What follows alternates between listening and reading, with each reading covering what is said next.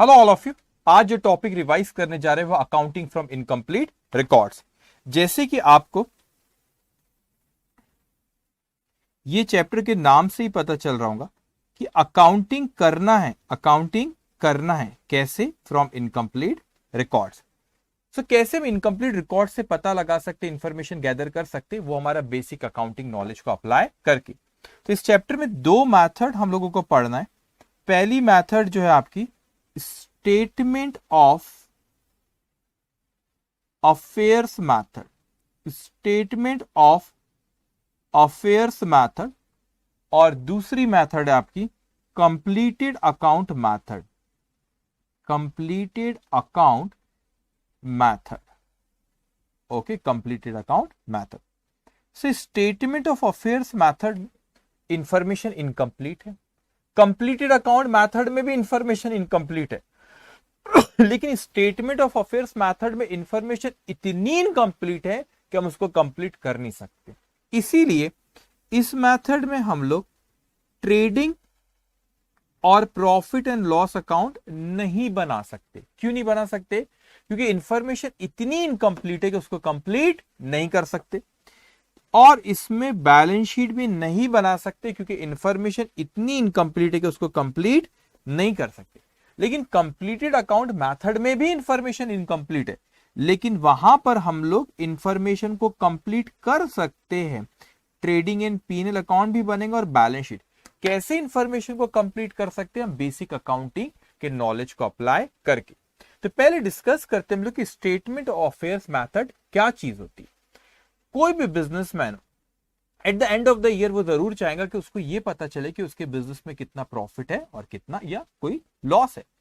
So statement of affairs method के बोले कि यहां पे इंफॉर्मेशन इनकम्प्लीट है, लेकिन हम trading PNL account balance sheet नहीं बना पा रहे, लेकिन एटलीस्ट इतना तो करे कि हमको ये पता चले कि कोई बिजनेसमैन का प्रॉफिट हुआ है कि लॉस, और प्रॉफिट लॉस हुआ है तो कितना हुआ है।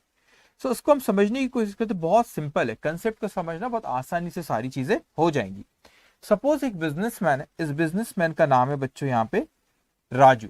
तो बिजनेसमैन चार्टर्ड अकाउंटेंट के पास आता है और कहता है कि सर मुझे इनकम टैक्स का रिटर्न फाइल करना। तो चार्टर्ड अकाउंटेंट कहते हैं लाओ लाओ लाओ, आपकी बुक्स ऑफ अकाउंट लाओ, आपका फाइनेंशियल स्टेटमेंट लाओ, जो आपने अकाउंटिंग कर रखे होंगे। तो अकाउंटिंग जो कर रखे होंगे वो बताओ, उसमें से हमारा आर्टिकल असिस्टेंट इनकम टैक्स का रिटर्न फाइल कर देगा। राजू बोलता है ना, मुझे तो ये क्या चीज होती है इनकम टैक्स, ये क्या चीज होती है अकाउंटिंग, मुझे समझता नहीं है। सो उस चार्टर्ड अकाउंटेंट ने, ये सीए मिस्टर सीए बहुत बिजी, वो सीए ने क्या करे कि यहाँ पे इंफॉर्मेशन वो बिजनेसमैन से लेने लगे। तो आज की तारीख सपोज है 31 मार्च 22, लेकिन वो पूछते हैं कि पिछले साल 31 मार्च 2021 को कि कौन कौन सी एसेट्स आपके पास थी। तो हमने उससे पूछे तो वो कहता है कि सर लैंड है 10 लाख रुपए की, फर्नीचर है 5 लाख का, स्टॉक है 5 लाख का, डेटर्स है 8 लाख का, बैंक है 2 लाख का, कैश है 1 लाख का। तो ये एसेट उससे हमने यहाँ पे पूछे कौन कौन सी एसेट, और उसने अपने को ये एसेट उसने बताया कि ये एसेट है सर। मैंने बोला किसी को पैसा देना, तो बोले हाँ सर क्रेडिटर है। मैंने कहा लोन ली, हाँ बोले सर लोन है 2 लाख का। तो उससे इंफॉर्मेशन पूछते गए और वो इंफॉर्मेशन उसने अपने से यहाँ पे बताया। अब ये जो बैलेंसिंग फिगर आ रही है ये हमारा कैपिटल अकाउंट का बैलेंस, लेकिन कौन सी तारीख का? 31 मार्च 2021 का। अब ये दिखने में तो बैलेंस शीट की तरह ही है, लेकिन हम इसको स्टेटमेंट ऑफ अफेयर्स क्यों कहते हैं? इसीलिए इसको स्टेटमेंट ऑफ अफेयर्स कहते हैं। ये दिखने में किसकी तरह है? Balance sheet. लेकिन बैलेंस शीट में क्या होता है कि हम पूरी अकाउंटिंग साइकिल को फॉलो करते हैं। We start from entity, transaction, entry, ledger, posting है, फिर टोटलिंग, बैलेंसिंग, फिर trial balance, adjustment, entry, then final account. वो अकाउंटिंग साइकिल बने बाद बैलेंस शीट बनती। मगर यहाँ पे वो अकाउंटिंग साइकिल के फॉलो हुई कि नहीं? वो अकाउंटिंग साइकिल फॉलो नहीं है। हमने बस इंफॉर्मेशन यहाँ पे पूछे बिजनेसमैन से, उससे पूछे और लिखे और बैलेंसिंग फिगर और कैपिटल को लिख ली। अब उसी बिजनेसमैन को मैंने कहा कि आप मुझे बताओ कि 31 मार्च 22 को क्या पोजीशन थी। तो उससे पूछा गया क्या वो जमीन? हाँ बोले सर वो जमीन है 10 लाख की, फर्नीचर 4, स्टॉक 10 लाख का, फिर डेटर्स 10 लाख का, बैंक 3 लाख और कैश 2 लाख। मैंने पूछा कोई लाइबिलिटी? हाँ सर क्रेडिटर से 3 लाख की। मैंने लोन? सर बोले लोन रीपे कर दिया था। मतलब वेरी गुड। तो यहाँ पे बैलेंसिंग फिगर आ रही 36। तो मैं यहाँ पे देखता हूँ दो अलग अलग डेट के स्टेटमेंट ऑफ अफेयर्स बनाए गए और वहां पे चीज देखा कि दोनों में जो बैलेंसिंग फिगर और कैपिटल हमने फाइंड आउट करे, और ये चीज ऑब्जर्व करा कि जो कैपिटल 24 था पिछले साल, वो इस साल बढ़ के 36 हो गया। सो कैपिटल अकाउंट का बैलेंस जो 24 था वो बढ़ के कितना हो गया, 36 हो गया। तो मैं सोचने लगा क्यों आऊंगा, इसके क्या रीजंस होंगे कि ये 24 से बढ़ के 36 पे आ गया। इसके रीजन बहुत से हैं। ये 12 लाख का डिफरेंस है, 24 से 36 हुआ, कितने का डिफरेंस हुआ, 12 लाख रुपए का डिफरेंस है। लेकिन ये जो 12 लाख रुपए का डिफरेंस आया वो क्यों आया, उसके बहुत से रीजन, जैसे कि हो सकता है प्रॉफिट हुआ, उसमें होता है ड्रॉइंग्स है, इंटरेस्ट ऑन ड्रॉइंग्स है, फिर कैपिटल का एडिशन, फिर इंटरेस्ट ऑन कैपिटल, कई वजहों की वजह से फ्लक्चुएट हुआ आपका कैपिटल अकाउंट। लेकिन मैंने ये दो स्टेटमेंट ऑफ अफेयर्स बनाए अलग अलग डेट के, तो मुझे ओपनिंग कैपिटल और क्लोजिंग कैपिटल का फिगर क्या हो गया बच्चों, फाइंड आउट हो गया। So opening capital closing capital इस तरीके से बैलेंसिंग फिगर निकली, इसलिए हम इसको बैलेंस शीट नहीं कहते, वो अकाउंटिंग साइकिल फॉलो नहीं हुई है। अब उसी के नीचे यहाँ पे कैपिटल अकाउंट बनाया गया और वहां पे क्या करें, कैपिटल अकाउंट बनाया गया और यहाँ पे ओपनिंग कैपिटल मैंने लिखा है। लेकिन ये ओपनिंग कैपिटल कहां से आया, ये स्टेटमेंट ऑफ अफेयर्स आपने जो बनाया उसमें से ही ओपनिंग कैपिटल आया।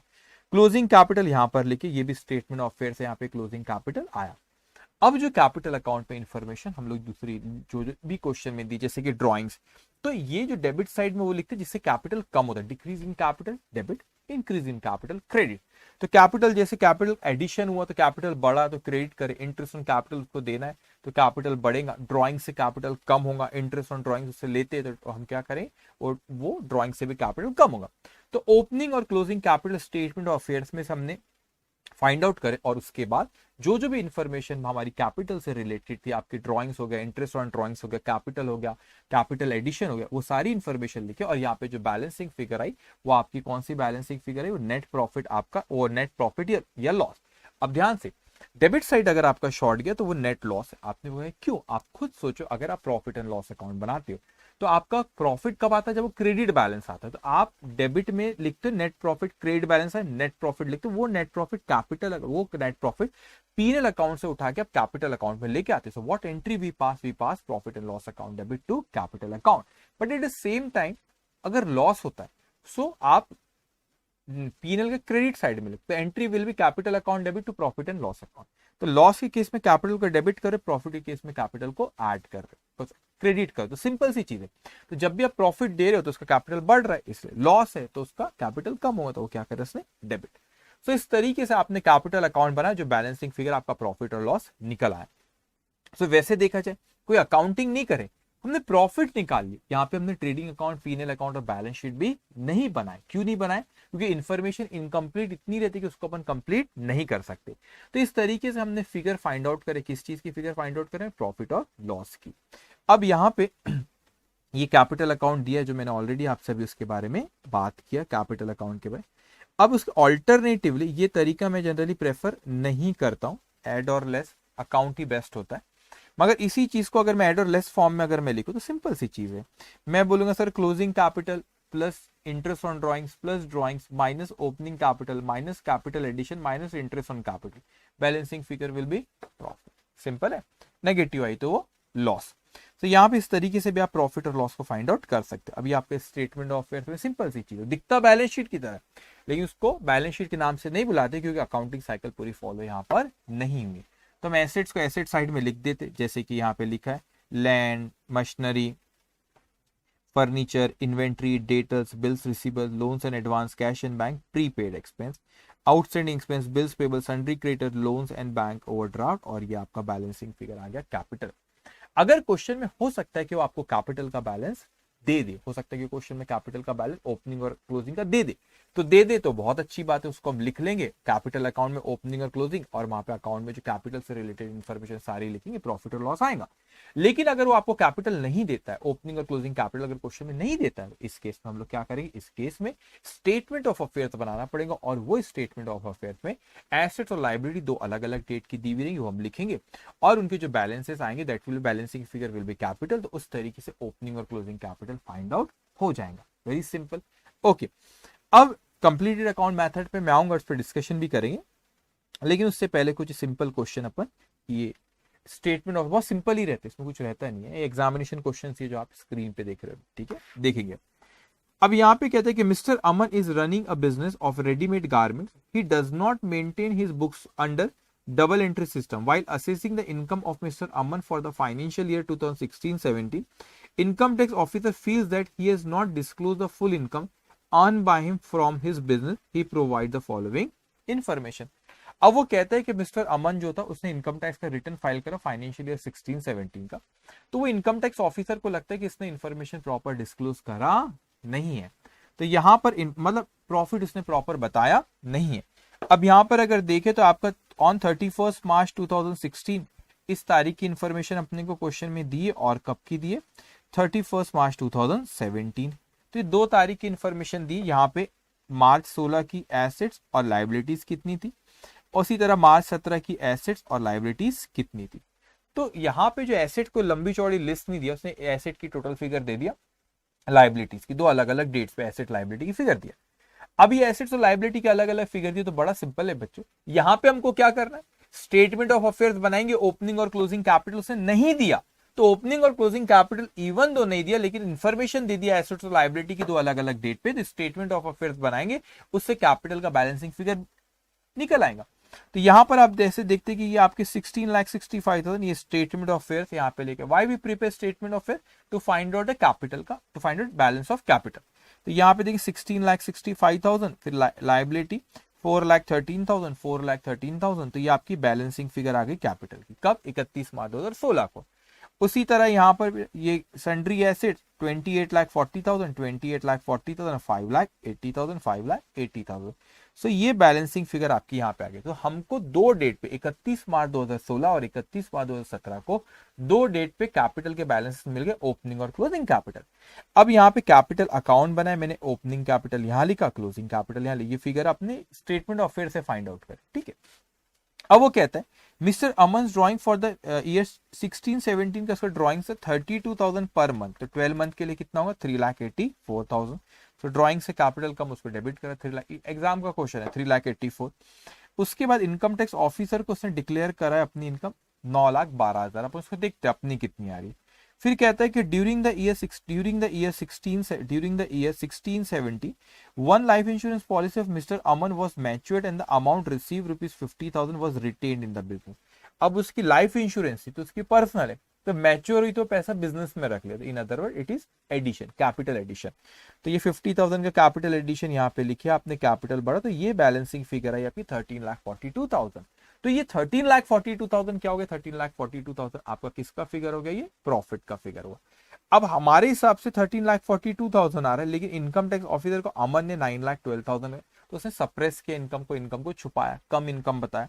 तो यहाँ पे सप्रेस, यहाँ पे हमारे हिसाब से 13,42,000, इनकम जो डिक्लेयर करा वो कितना है, 9,12,000।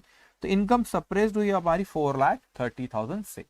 तो यहाँ पे the contention of the income tax officer is correct, mister Aman suppress income by ₹4,30,000। Very simple. अब ये क्वेश्चन देखेंगे, ये थोड़ा सा इंटरेस्टिंग क्वेश्चन है, क्वेश्चन नंबर 2 है सिंपल, मगर उसमें इसलिए मैं इंटरेस्टिंग बोला क्योंकि ना एग्जामिनेशन में ऐसा क्वेश्चन नहीं आया, तो हो सकता है कोई अटेम्प्ट में ऐसा क्वेश्चन इंस्टीट्यूट उठा के दे दे। The income tax officer on assessing the income of Shri Moti for the financial year 2015-16 and 16-17 feels that Shri Moti has not disclosed the full income. He gives you the following particulars of assets and liability of Shri Moti as on 1st April 2015 and 1st April 2017। अब ध्यान से बच्चों, तो क्या हुआ यहाँ पे कि उसने 2 साल की इंफॉर्मेशन, 2 साल के फाइनेंशियल है 15-16 और 16-17।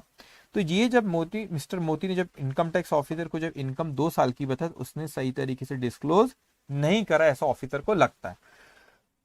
अब मेरी बात को बहुत ध्यान से यहाँ पे सुनेंगे।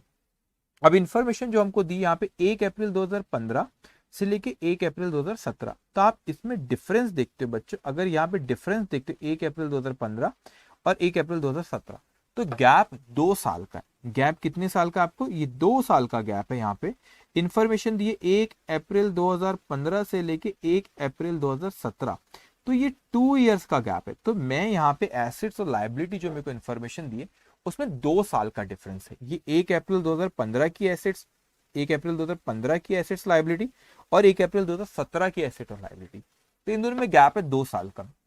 इसका मतलब मेरा जो ओपनिंग और क्लोजिंग कैपिटल आएगा उसमें 1 साल का डिफरेंस नहीं रहेगा, उसमें 2 साल का डिफरेंस रहेगा, क्योंकि बैलेंसेस आपको कैपिटल लाइबिलिटी की जो दिए 2 साल के डिफरेंस पे दिए। तो जो हमारे ओपनिंग और क्लोजिंग कैपिटल में डिफरेंस कितना आएगा, 2 साल का। तो मैं जब कैपिटल अकाउंट में ओपनिंग कैपिटल और क्लोजिंग कैपिटल लिखूंगा वो 2 साल का डिफरेंस है, इसीलिए उसमें जो कैपिटल एडिशन भी मैं 2 साल का लिखूंगा, उसमें ड्रॉइंग्स रही तो वो भी 2 साल का। तो 2 साल की इंफॉर्मेशन पूरी डालना है। इसका मतलब जो नेट प्रॉफिट या नेट लॉस जो भी आए वो भी कितने साल का रहेगा, 2 साल का। और क्वेश्चन में आपको प्रॉफिट उसने 2015 16 16 17 2 साल का ही का है। तो हमारे कैपिटल अकाउंट में जो प्रॉफिट आएगा that will B for 2 years. क्यों? क्योंकि अपने को ओपनिंग और क्लोजिंग कैपिटल में जो डिफरेंस है वो कितने साल का है बच्चों, 2 साल का डिफरेंस है। सो यहाँ पे आप देखेंगे यहाँ पे आप देखेंगे एसेट्स आपकी दी यहाँ पे कैश इन हैंड कितना अमाउंट है, 25,500। तो आपने स्टेटमेंट ऑफ अफेयर्स बनाए, कैश इन हैंड 25,500 और आपका ये दूसरे साल में 16,000। तो यहाँ पे अच्छा ऊपर नीचे ठीक है। फिर आपका इन्वेंट्री 56, तो मैं इसको बाद में लिख लेता हूँ, इन्वेंट्री 56,000। उसके बाद अपने यहाँ पे दिया उसने अपने को सन्ड्री, उसके बाद दिया यहाँ पे सन्ड्री डेटर्स 41,500 41,500। उसके बाद land and building 1,90,000 land and building 1,90,000। उसके बाद यहाँ पे अदर एसेट 75,000 अदर एसेट 75,000। फिर यहाँ पे आपने liabilities owing to Moti's brother, owing मतलब हमको देना है लाइबिलिटी 40,000 और 35 से 40,000 और 35। तो ये बैलेंसिंग फिगर आ गई, ये आपका कैपिटल 1/4/2015 को। अब उसी तरह यहाँ पे 1/4/2017 को कैश इन एंड 16,000 91,500 91,500 देन 52,500 उसके बाद 1,90,000 land and building motor car 125 1,90,000 125 other asset एक सेकेंड अच्छा अदर एसेट भी 125 ठीक है। फिर लोन अच्छा 125 अब इसको देखना यहाँ पे अपने से कहते हैं कि लोन टू मोतीज ब्रदर अपन ने लोन दिए लोन टू अपन ने दिए और एसेट साइड में दिया हो एसेट में दिया है ये लाइबिलिटी के ओविंग टू अपने को देना है इसलिए लाइबिलिटी थी। तो यहाँ पे ये एसेट है 20,000 ये लिख दी।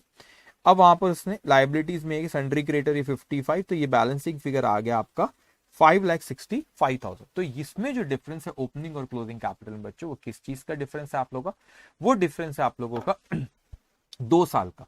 तो ये ओपनिंग और क्लोजिंग कैपिटल में 2 साल का डिफरेंस है। तो इसीलिए यहाँ पे जब कैपिटल अकाउंट हमने बनाया जब कैपिटल अकाउंट यहाँ पे बनाया ये ओपनिंग कैपिटल ये क्लोजिंग कैपिटल।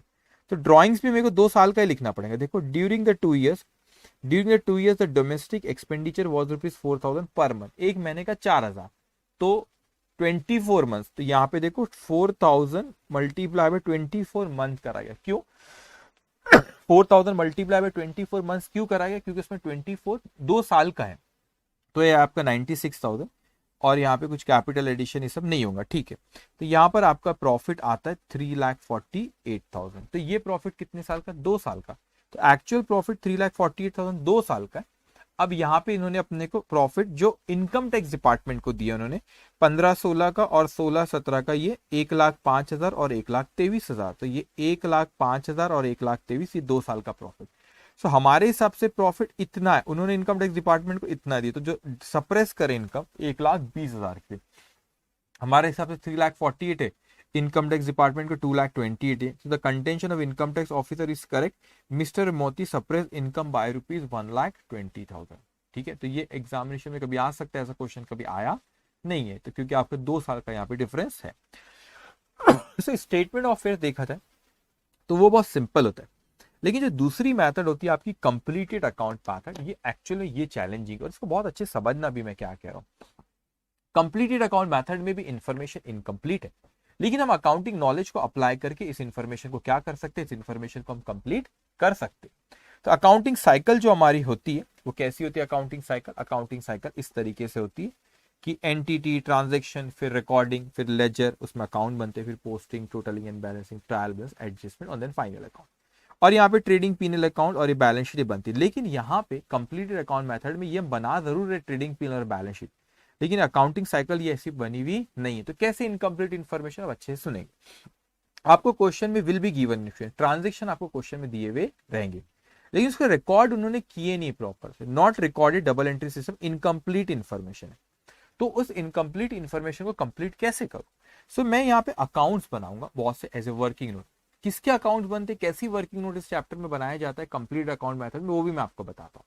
लेकिन जो अकाउंट जो बनाए जाते हैं जिनके जनरली आपको ओपनिंग या क्लोजिंग बैलेंसेस दिए, तो उनके आप वर्किंग नोट में अकाउंट बनाते। अब कैसा होता है, जो अकाउंट्स आपने बनाए कुछ चीजें आपने ख्याल रखना बच्चों। कि एक्सपेंसेस के बेसिक नॉलेज, बेसिक अकाउंटिंग कि एक्सपेंसेस के और एसेट्स के डेबिट बैलेंस होते, एक्सपेंसेस के और एसेट के कौन से बैलेंस होते, डेबिट बैलेंस होते हैं। तो जब भी ये जिसके डेबिट बैलेंस होते वो अगर इंक्रीज होता है तो क्या करते हैं, डेबिट। तो आप इंक्रीज जब भी एक्सपेंस और एसेट जब भी ये इंक्रीज होगा तो अपन इसको क्या करेंगे बच्चों, यहाँ पे डेबिट करेंगे। लेकिन जब भी ये डिक्रीज होंगे, जिसके डेबिट बैलेंस वो इंक्रीज हो तो डेबिट, मुझे पता है आपको पता है, लेकिन बेसिक चीज इस चैप्टर में ये एकदम इसका बहुत यूज होता है। और अगर डिक्रीज हो तो क्रेडिट, लेकिन इनकम और लाइबिलिटी के क्रेडिट बैलेंस होते हैं, जिसके क्रेडिट बैलेंस हो वो इंक्रीज हुए तो क्रेडिट करते, डिक्रीज हुए तो क्या करते, डेबिट करते। तो हम लोगों को trading account, PNL account, balance sheet question में पूछा तो ट्रेडिंग अकाउंट, पीएनएल अकाउंट और बैलेंस शीट क्या करें हम लोगों ने, ड्रॉ करें। उसके बाद वर्किंग नोट बनाए, और वर्किंग नोट हम लोग किसके जनरली बनाते हैं, जिनके ओपनिंग और क्लोजिंग बैलेंस या कोई बैलेंसेस दिए हुए, ठीक है, आउटस्टैंडिंग बैलेंसेस कोई है तो उनका हम लोग क्या करते हैं, वर्किंग नोट बनाते। लेकिन यहाँ पे चैलेंजिंग टास्क ये होता है बच्चों की जो भी इनकम्प्लीट इंफॉर्मेशन होती है वो हर अकाउंट बनाते अपने सारे, किस तरीके से प्रोसेस होना चाहिए वो प्रोसेस भी मैं आपको एक्सप्लेन करता हूँ। लेकिन इस चैप्टर में चैलेंजिंग टास्क ये होता है कि हम जो इतने सारे अकाउंट्स बनाते, अकाउंटिंग इज एन इक्वेशन, दो मिसिंग फिगर आप एक जगह से नहीं निकाल सकते। एक मिसिंग फिगर कोई अकाउंट में रहे तो उसका फाइंड आउट कर सकते हो। तो मैंने कहा कि अकाउंटिंग इज एन इक्वेशन, तो एक मिसिंग फिगर हम लोग फाइंड आउट कर लेंगे। तो जैसे कि एग्जांपल मैं देता हूं कि आपको सारी इंफॉर्मेशन दी हुई है, आपने लिखे जो जो ट्रांजेक्शन, किस तरीके से क्वेश्चन सॉल्व करा मैं आपको एक्सप्लेन करता हूं, तरीका तो आपको बताता हूं, वो प्रोसेस आपको ध्यान में रखना रहेगा। मगर जब आप प्रोसेस वो करते हो उसमें बहुत से अकाउंट्स बनते हैं, उन अकाउंट्स के इंफॉर्मेशन जो जो दी रहती है सारी चीजें वहां पे लिख लेते, लेकिन वो अकाउंट्स में जो एक मिसिंग इंफॉर्मेशन आखिरी में तो उसको इंटरप्रेट करना बराबर आना चाहिए। वो मिसिंग इंफॉर्मेशन बैलेंसिंग फिगर निकलती है, बैलेंसिंग फिगर क्या होंगी। तो फॉर एग्जाम्पल मैं आपसे कहता हूँ कि जैसे आपने ये हमारा फिक्स एसेट है, फिक्स एसेट अकाउंट है, तो फिक्स एसेट अकाउंट क्या होता है, ये हमारी एसेट है, एसेट के कौन से बैलेंस होते हैं, डेबिट। तो मैंने ओपनिंग बैलेंस यहाँ पे लिखा। उसके बाद अगर मैंने कोई चीज फिक्स एसेट परचेज किया तो purchase account debited to cash account. फिर यहाँ पे अगर कोई चीज बेचा तो cash account debited to fix asset. इस पे अगर प्रॉफिट हुआ तो पीएनएल को क्रेडिट करते तो fix asset account debit to profit and loss account. Loss हुआ तो पीएनएल को डेबिट करते तो profit and loss account debit to fix asset account. Depreciation charge करते depreciation account debited to fix asset account, ये करे। और ये आपका क्लोजिंग बैलेंस यहाँ पे आ गया। तो यहाँ पे आपको समझाने के लिए बताया कि सारी इंफॉर्मेशन यहाँ पे ये दी हुई। लेकिन जब हम लोग प्रॉब्लम सॉल्व, क्वेश्चन जब हम लोग सॉल्व करेंगे उसमें कोई इंफॉर्मेशन एक नहीं रहेंगी, मिसिंग इंफॉर्मेशन है। और जो मिसिंग इंफॉर्मेशन है, मिसिंग इंफॉर्मेशन आपको इंटरप्रेट करना आना चाहिए। फिर डेबिट साइड शॉर्ट गया तो क्या होगा, क्रेडिट साइड शॉर्ट गया क्या होगा, वो क्वेश्चन में इंटरप्रेट करना आना चाहिए। और हमेशा एक चीज ख्याल रखना, जब भी आप कोई चीज अजम्पशन लेते, कोई चीज सोचते, वो हमेशा नॉर्मल सोचना, हमेशा क्या सोचना, नॉर्मल। अब जो चीज नॉर्मल नहीं होती वो क्वेश्चन में दी हुई होती है, हमेशा यही माना जाता है। एग्जाम्पल अगर मैं कहता हूँ कि फिक्स एसेट का सपोज क्रेडिट साइड शॉर्ट गया, आपने यहाँ तो सारी इंफॉर्मेशन दी, हम क्वेश्चन सॉल्व करें, वहां पे सारी इंफॉर्मेशन हम लोगों ने वहां पे लिखे, जो जो दिया, जो जो ट्रांजेक्शन दिए, वहां से जहां जहां से हमको इन्फॉर्मेशन मिलती थी हमने वहां पर फिक्स एसेट अकाउंट बना, उसमें लिख लिया। अब क्रेडिट साइड शॉर्ट गया तो क्रेडिट साइड शॉर्ट गया, हमारे सपोज सेल्स क्वेश्चन में नहीं दिया हुआ था और डेप्रिसिएशन भी नहीं दिया था। अब क्रेडिट साइड शॉर्ट गया और मेरे को सेल्स भी नहीं दिया और डेप्रिसिएशन भी क्वेश्चन में दिया हुआ नहीं है, तो आपने क्या इंटरप्रेट करना, मैंने यहाँ पे ओपनिंग दिया, क्लोजिंग दिया हुआ। अभी ओपनिंग मेरा 10,000 है, क्लोजिंग 8,000, अब ये बैलेंस आ रहा है यहाँ पे 2,000। तो ये 2,000 रुपए जो है इसको डेप्रिसिएशन मानू कि सेल्स मानू, है ना, ये क्वेश्चन आ रहा है सर। मैं आप बच्चे शोर मचाते, ये नहीं सर क्रेडिट साइड शॉर्ट गया डेप्रिसिएशन होगा, कोई बोलता नहीं सर सेल्स भी तो हो सकता है, बात सही है, दोनों सही बोल रहा है, एक बोलता है डेप्रिसिएशन, लेकिन एक बोलता है सेल्स भी तो हो सकता है, बात सही। लेकिन नॉर्मल क्या लगता है, हर साल क्या आप फिक्स एसेट बेचते हो क्या, कि डेप्रिसिएशन हर साल लगता है, सॉरी, डेप्रिसिएशन हर साल चार्ज होता है, तो हम उसको क्या मानेंगे, डेप्रिसिएशन। आई मीन टू से कि जब भी आप मिसिंग फिगर को इंटरप्रेट करते तो नॉर्मल सोचना है कि नॉर्मली क्या होता है, वो चीज सोचना और अकॉर्डिंगली इंटरप्रेट करेंगे। अब आपको यहाँ पे सेकेंड अकाउंट जो है डेटस, डेटस भी क्या होता है, एक एसेट है। तो एसेट को यहाँ पे ओपनिंग बैलेंस बच्चों आपने यहाँ पे लिख लिया डेटस में, है ना, डेबिट बैलेंस होता है। अब क्रेडिट सेल, तो debtors account debit to sales account, debit करें। और अपने पे कलेक्शन फ्रॉम डेटस, तो cash account debit to debtors account, ठीक है। बिल ड्रॉ करे तो bills receivable account debited to debtors account. Bad debts account debit to debtors account. Discount allow, discount account debit to debtors account. और ये आपका closing balance आया। तो यहाँ पे तो इन्फॉर्मेशन सारी दी है, लेकिन जब हम क्वेश्चन सॉल्व करेंगे कोई एक मिसिंग इन्फॉर्मेशन रहेंगे, उसको इंटरप्रेट करना पड़ेगा कि डेबिट साइड शॉर्ट गया तो वो क्यू है, क्रेडिट साइड शॉर्ट गया तो वो क्यू है, क्या रीजन होगा। कभी हो सकता है क्लोजिंग बैलेंस ना दे, सारी इन्फॉर्मेशन दिया, क्लोजिंग बैलेंस नहीं दिया, वो डेटस का एग्जाम्पल, तो क्लोजिंग, तो वो balancing figure will be closing balance. कभी वो सब दिया, डेबिट साइड शॉर्ट गया, क्रेडिट सेल नहीं दिया, तो क्रेडिट सेल नहीं, तो क्वेश्चन देख के हमको समझना पड़ता है कि क्या इन्फॉर्मेशन है, मिसिंग इन्फॉर्मेशन। अब उसी तरह क्रेडिटर्स की बात करें तो क्रेडिटर्स क्या है बच्चों, क्रेडिटर होते हैं हमारे लाइबिलिटी, लाइबिलिटी के कौन से बैलेंस होते हैं, लाइबिलिटी के बैलेंस होते हैं हमारे, लाइबिलिटी के बैलेंस होते हैं हमारे credit balance. So opening balance यहाँ पे लिखे हमने, क्लोजिंग बैलेंस फिर यहाँ पर आएगा उसका, ठीक है। अब क्रेडिटर को पेमेंट करे तो creditor account debit to cash account और बैंक अकाउंट, बिल एक्सेप्ट करे तो creditor account debit to bills payable account, discount receive तो creditors account debit to discount received account, purchase account debit to creditor. तो ये सारी information creditor account की liability है, लेकिन इसमें जो क्वेश्चन जब सॉल्व करेंगे मिसिंग फिगर को इंटरप्रेट करना रहेगा। उसी तरह बच्चों एक इनकम, देखो मैं कभी प्रेफर नहीं करता, अब अगर दो भी मैं क्वेश्चन भी सॉल्व कराता हूं यहाँ पे, अभी भी आप देखोगे जब मैं कंप्लीटेड अकाउंट मेथड के क्वेश्चन हम डिस्कस करेंगे तो वो वहां पर हम लोग अकाउंट्स ही बनाते हैं वर्किंग नोट में, कैसे वर्किंग नोट तय कर डिसाइड करना वो भी मैं आपको बता, लेकिन अकाउंट्स ही बनाया जाता है।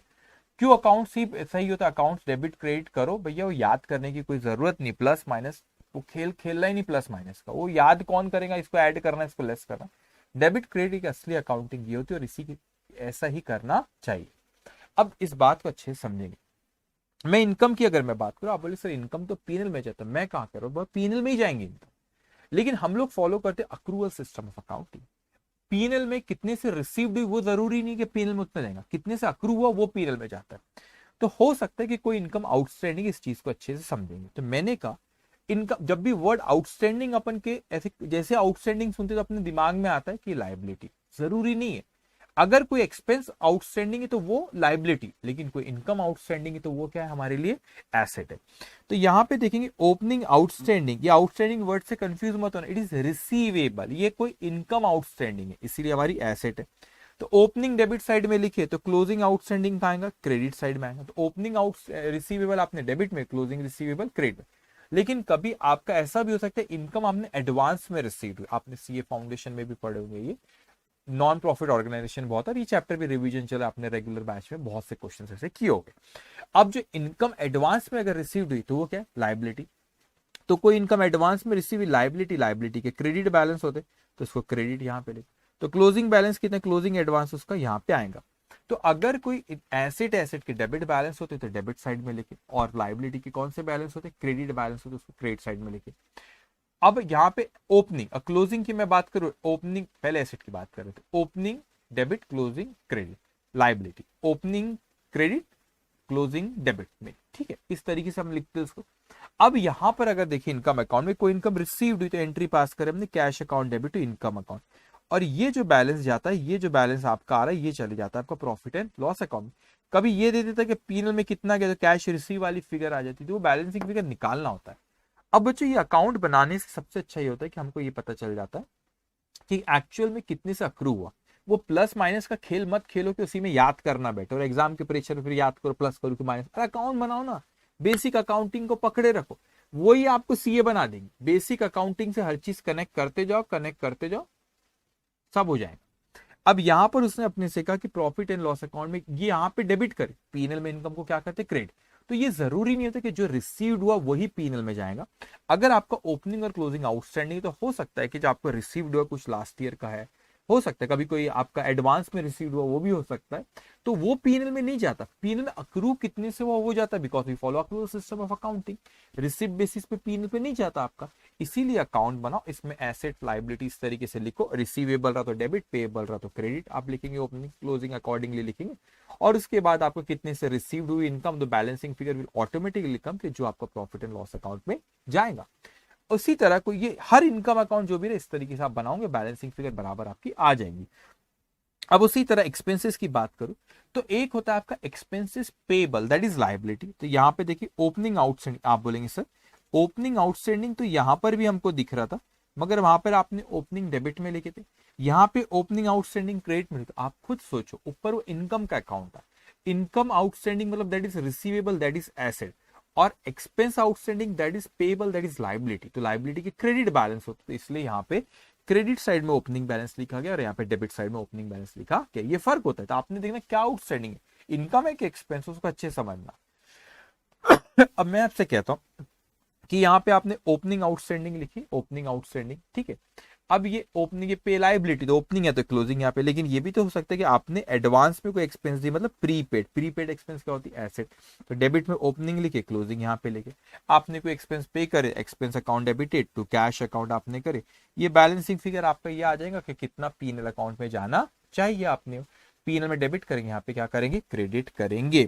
सो इस तरीके से आप जो मिसिंग इन्फॉर्मेशन रहती है, मिसिंग इन्फॉर्मेशन को फाइंड आउट कर सके। एंड बिलीव मी, अकाउंट बनाना ही सबसे अच्छा तरीका होता है। अब ये चैप्टर एक लौता ऐसा चैप्टर है, जितने भी चैप्टर्स क्लास में कराए जाते हैं, आपने रेगुलर बैच जहां से भी किए, तो जितने भी लेक्चर्स क्लास में कराए जाते हैं और होमवर्क जो दिया जाते, वो ऑलमोस्ट सेम होते। जैसे मैं भी जब रेगुलर बैच अभी चलती, तो जो मैं क्लास में क्वेश्चंस कराता हूँ, होमवर्क थोड़ा बहुत आगे पीछे होता है, वो भी डिस्कस करते हैं और बच्चों को होमवर्क दिया जाता है कि आप होमवर्क करो। हर चैप्टर में ऐसा ही होता है, और जो होमवर्क दिया जाता है ऑलमोस्ट वैसे ही रहता है। लेकिन ये एक ऐसा लौता चैप्टर है कि जिसमें जो क्लास में क्वेश्चन करा, कभी कभी हो सकता है कि वैसा ही क्वेश्चन होमवर्क में दिया, लेकिन कई बार ऐसा भी हो सकता है कि जो क्लास में करा वैसा क्वेश्चन होमवर्क नहीं दिए गए। द रीजन इज दैट एक ऐसा लौता चैप्टर है, आप इसमें कोई भी चीज ऐसा नहीं कह सकते कि सर मैंने ये क्वेश्चन ये करा तो ऐसा का ऐसा ही आएगा, वो पॉसिबल नहीं। क्यों? क्योंकि ये क्वेश्चन ऐसा है कि आप, ये चैप्टर ऐसा है कि आपको लिंक करना है। हर क्वेश्चन में अलग अलग दी, हर क्वेश्चन एक अलग रहता है, हर क्वेश्चन एक न्यू रहता है चैप्टर का। तो आप जो क्वेश्चन पढ़ते हो, तो ये चीज से आपको कनेक्ट करना आना चाहिए कि एक्सपेंस है, इनकम है, एसेट है, लायबिलिटीज, इनके डेबिट बैलेंस, इनके क्रेडिट बैलेंस, ये मिसिंग इन्फॉर्मेशन। तो वो क्वेश्चन जितने करते बच्चों को क्या होती है, फिर वो स्किल डेवलप होती है कि वो मिसिंग इन्फॉर्मेशन को इंटरप्रेट करना आ जाता है। लेकिन आप ये ख्याल रखना कि वो इन्फॉर्मेशन, जो मिसिंग इन्फॉर्मेशन, उसको इंटरप्रेट करना आना चाहिए। तो इसके यहाँ पे कुछ पॉइंट्स, आप यहाँ पे क्या होता है कि यहाँ पे क्लास में भी जब हम लोग करते तो एक मैंने तरीका बनाया कि इस तरीके से आपने सॉल्व करना, तो आपके चांसेस बहुत कम है कि क्वेश्चन, क्योंकि एक फ्लो रहता है। अकाउंटिंग बेसिक ही करना, और अकाउंटिंग में कोई फॉर्मेट नहीं तो कैसा रट्टा मार लो ऐसा, वो कभी अकाउंटिंग में काम नहीं करता। वो फाउंडेशन में काम कर जाएगा, इंटर में नहीं करेगा, फाइनल में तो कर ही नहीं सकता। तो आपका कंसेप्ट ही जो आपका कंसेप्ट ही जो आपको अच्छे से क्लियर कराएगा।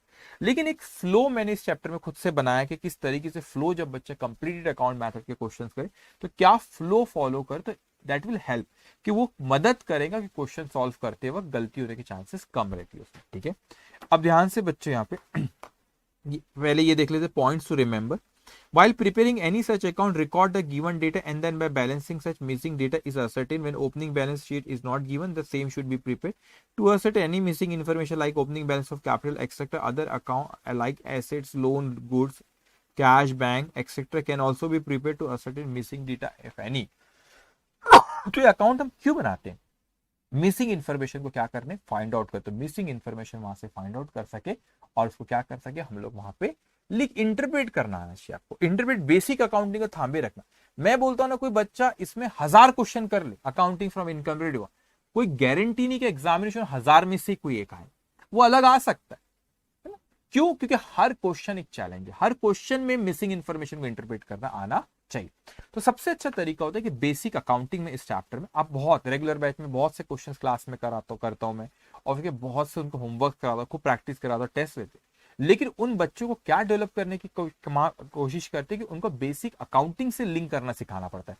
ये देखो ऐसा हुआ तो ऐसा हुआ, ऐसा हुआ, वो डेवलप करना है चैप्टर में जरूर। एक बार वो डेवलप हो गया, फिर कितना भी डिफिकल्ट क्वेश्चन आ जाए, आप इस चैप्टर का कोई भी क्वेश्चन कितना भी डिफिकल्ट आए, आप आराम से एग्जामिनेशन में कर लो। लेकिन बेसिक से कनेक्ट करना आना चाहिए। कौन कौन से, मैं आपको फ्लो बता देता हूं, ये आपको मदद करेगा कि क्वेश्चन किस तरीके से सॉल्व कर। सबसे पहले बच्चों, रिलेटेड टू फॉर्मेट की मैं बात करूं, रिलेटेड टू फॉर्मेट, वैसे ऐसे कोई फिक्स फॉर्मेट नहीं होता, लेकिन एक जनरल फ्लो बता रहा हूं कि किस तरीके से आपको करना है। सबसे पहले जब आप कंप्लीट, ये आपका अकाउंटिंग फ्रॉम इनकम्प्लीट रिकॉर्ड्स का क्वेश्चन है, तो आपको वो complete account method direct question में बोल देगा कि ऐसा नहीं बोलेगा कि solve by complete account method. वो पूछा उसने ट्रेडिंग पीनल बैलेंस शीट बनाने, मतलब एक कंप्लीट अकाउंट मेथड है। तो उसने आपको क्वेश्चन में वहां पे बोला कि ट्रेडिंग अकाउंट बनाओ, प्रॉफिट एंड लॉस अकाउंट बनाओ, और क्या बनाओ, बैलेंस शीट बनाने के लिए उसने अपने क्वेश्चन में बोला। तो सबसे पहले आपने क्या करना कि ट्रेडिंग अकाउंट, पीनल अकाउंट और बैलेंस शीट बढ़िया सा अपने क्वेश्चन पेपर, जो आपको आंसर पेपर आएगा उसमें आपने उसको ड्रॉ करना। दूसरी चीज, कई बार बच्चे सोचते हैं कि सर कौन सा वर्किंग नोट बनाओ, वो समझ में नहीं आता। कौन सा वर्किंग नोट बनाओ वो समझ में नहीं आता। तो वर्किंग नोट कौन सा बनाएंगे, वो कैसे तय करेंगे कि वर्किंग नोट कौन सा बनाना है? ध्यान से सुनना। सबसे पहले आप ये देखना कि क्वेश्चन में आपको ओपनिंग बैलेंस शीट दी गई। ओपनिंग बैलेंस शीट मतलब अभी 31 मार्च, फॉर एग्जांपल 31 मार्च 2022 की बैलेंस शीट पूछा, तो 31 मार्च 2022 की बैलेंस शीट तो मैं बनाऊंगा ही, लेकिन क्या पिछले साल 31 मार्च 2021 की बैलेंस शीट या 1 अप्रैल 2021 की बैलेंस शीट दिया है क्या? अगर नहीं दिया तो पहला वर्किंग नोट आप सीधा सीधा बना देना ओपनिंग बैलेंस शीट। अब आप सोचिए सर क्यों बनाना ओपनिंग बैलेंस शीट? इसीलिए क्योंकि मेरे को ओपनिंग कैपिटल फाइंड आउट करना होता है। तो ओपनिंग बैलेंस शीट सबसे पहले आपने ओपनिंग बैलेंस शीट में वर्किंग नोट नंबर 1 वो बना। अब उसके बाद draw as working note all those account whose opening or closing balance is given in question। वो हर अकाउंट का एक वर्किंग नोट बनाओ जिनके ओपनिंग एंड और क्लोजिंग बैलेंस आपको दी हुए। आउटस्टैंडिंग कोई भी रहा, जो भी बैलेंस जिनके आउटस्टैंडिंग ओपनिंग और क्लोजिंग है दिया, मतलब आउटस्टैंडिंग है, जो भी आपके आइटम का ऐसा ओपनिंग और क्लोजिंग आउटस्टैंडिंग है, तो सीधा उसका वर्किंग नोट बना देना। तो सबसे पहले क्या करना आपने, ट्रेडिंग अकाउंट, पीएनएल अकाउंट और बैलेंस शीट ड्रॉ कर लिया आपने। उसके बाद वर्किंग नोट देखिए, ओपनिंग बैलेंस शीट दिया नहीं दिया, draw opening balance sheet, then write down working note. आपने देखिए, अच्छा अभी मैं क्वेश्चन सॉल्व करूंगा तो आपको बताऊंगा कैसे करना है। फिर आपने वर्किंग नोट शुरू करा, चाहे फर्नीचर का ओपनिंग या क्लोजिंग बैलेंस दिया, draw furniture account. Land and building का भी दिया ओपनिंग क्लोजिंग, या कोई भी एक चीज भी दी तो लैंड एंड बिल्डिंग का आपने बनाया। डेटर्स का दिया ओपनिंग क्लोजिंग, तो डेटर्स वर्किंग नोट। क्रेडिटर का भी दे दो, creditor working note. Bills payable, bills receivable, तो जिनके भी आउटस्टैंडिंग बैलेंसेस आपके हैं बच्चों यहाँ पे, तो उसका आपने वर्किंग नोट बनाना चाहिए। तो ये हमने डिस्कस करे, किससे रिलेटेड बात करें बच्चे, फॉर्मेट से रिलेटेड बात करें। अभी जो रिलेटेड टू प्रोसीजर, जो यहाँ पे 6 स्टेप आपके स्क्रीन पे दिख रही, मैं आपको यहाँ से रीड करूंगा तो उतना समझ में नहीं आएगा, तो मैं क्वेश्चन एक लेता हूँ उस पर, और उस क्वेश्चन से आपको फिर कनेक्ट करता हूँ कि किस तरीके से सॉल्व करना रहेगा। तो चैप्टर सिंपल है, लेकिन आपका ये चैप्टर ये भी बता दे कि आप कितने अच्छे बेसिक अकाउंटिंग में, जितने अच्छे बेसिक अकाउंटिंग में रहेंगे उतने आसानी से चैप्टर आपको समझे, आसानी से आपको कर लेंगे। तो इस पे कुछ कंप्लीट अकाउंट मेथड पे क्वेश्चंस करता हूँ, और फिर जो 6 पॉइंट यहाँ पे लिखा हो बच्चे कैसे कनेक्ट करना है, वो मैं यहाँ पे फिर यहाँ पे आपको ये भी बता कैसे सॉल्व करना है प्रोसीजर, वो मैं आपको वहां पे सिखाता हूँ। ठीक है, तो वो प्रोसीजर समझ लेना, तरीका कैसा है, बैलेंस शीट फिर वर्किंग नोट किसके बनते हो, तरीका समझ लेना, और फिर आपको बहुत हेल्प करेगा एग्जामिनेशन में भी प्रोसेस से सॉल्व करना, तो आसानी से क्वेश्चन सॉल्व होते जाते हैं। ठीक है, तो कंप्लीटेड अकाउंट मेथड पे जो क्वेश्चन यहाँ पे दिया हुआ है आपका, ये क्वेश्चन नंबर 3, इस पे आते हैं हम लोग। ओके, ध्यान से बच्चों, अब यहाँ पे हमसे कहता है the following information relates to the business of mister Shiv Kumar who requests you to prepare trading and profit and loss account for the year ended 31st March 2020 and a balance sheet as on that date। उसने हमको trading, PNL account और balance sheet पूछा है 31 मार्च 2022 की। अब यहाँ पे information उसने जो हमको दिया हुआ है बच्चों, दो दी हुई, 31 मार्च 2021 और 31 मार्च 2022 की। Building 3,20,000, 3,60,000, furniture 60,000, 64, motor car 80,000, 80,000, stock opening पता नहीं, closing 40,000, bills payable 28,000, 16,000, cash and bank balance 1,80,000, 1,04,000, sundry debtors 1,60,000 और इफ क्लोजिंग पता नहीं, bills receivable 32, 28,000, sundry creditor 1,20,000, closing balance पता नहीं। तो ये अपने को उसने इन्फॉर्मेशन दिया ओपनिंग और क्लोजिंग बैलेंस, बहुत सा आइटम के जो क्वेश्चन मार्क के ऊपर फाइंड आउट करेंगे।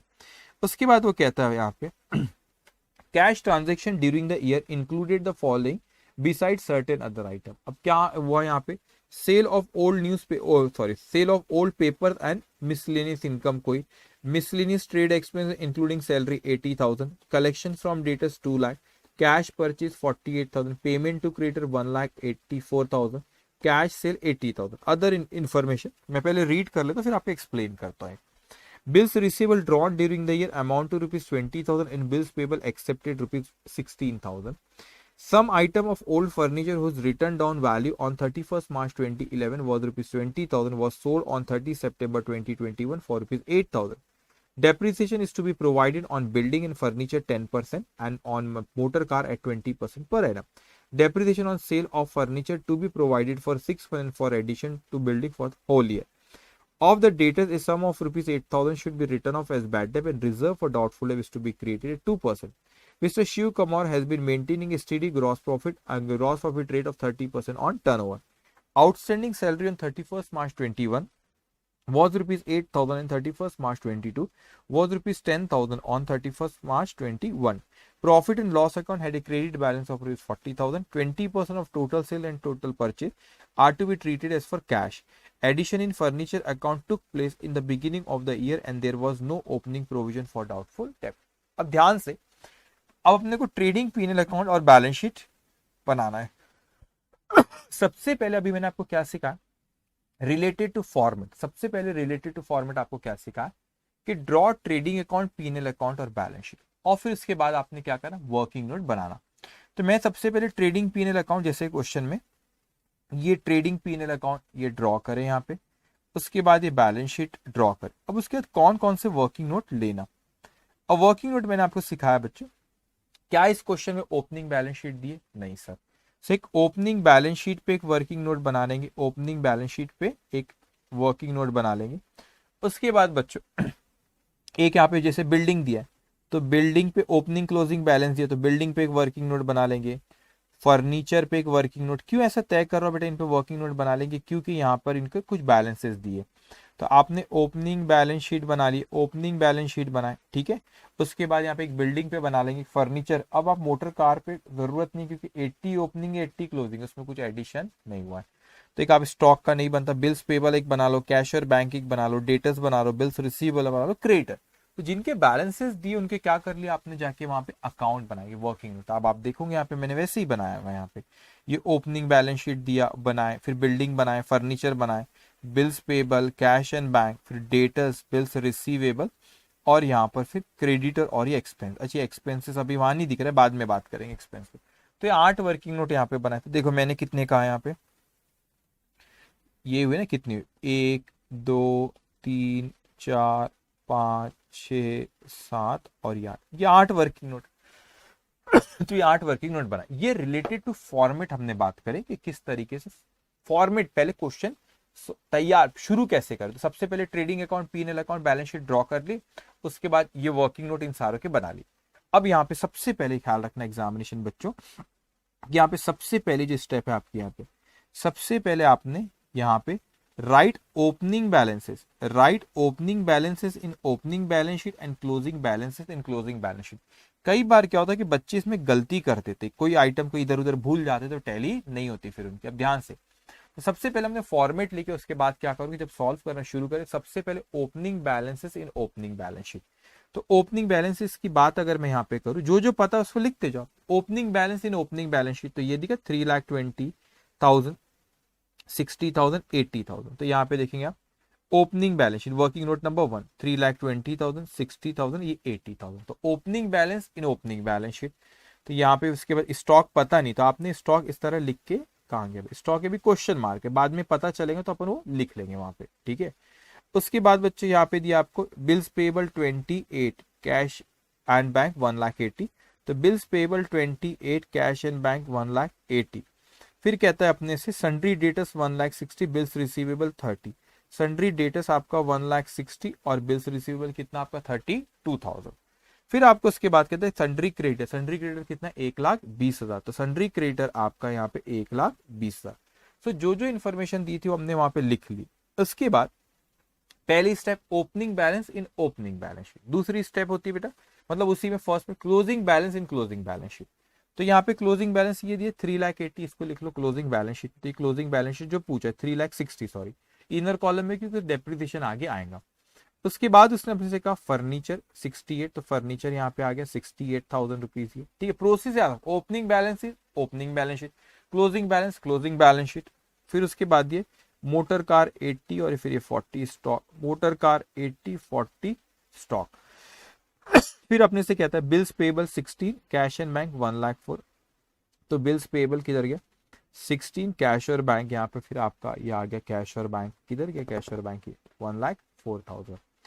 फिर आगे अपने से कहता है यहाँ पे सन्ड्री डेटस, सन्ड्री डेटस अभी अपने को पता नहीं है तो क्वेश्चन मार्क है। तो जो जो पता नहीं है ना, मैं यहाँ पे कोई कलर कर देता हूँ उसको, अभी फिलहाल मेरे को पता नहीं है तो मैं ऐसे कलर कर देता हूँ, ये बाद में लिखेंगे अपन। ये स्टॉक भी फिलहाल अपने को पता नहीं है तो उसको कलर कर दिया, क्वेश्चन सॉल्व पर ऐसे लिखा है, जैसे जो नहीं पता उसको लिख के डेटस लिख के छोड़ दी।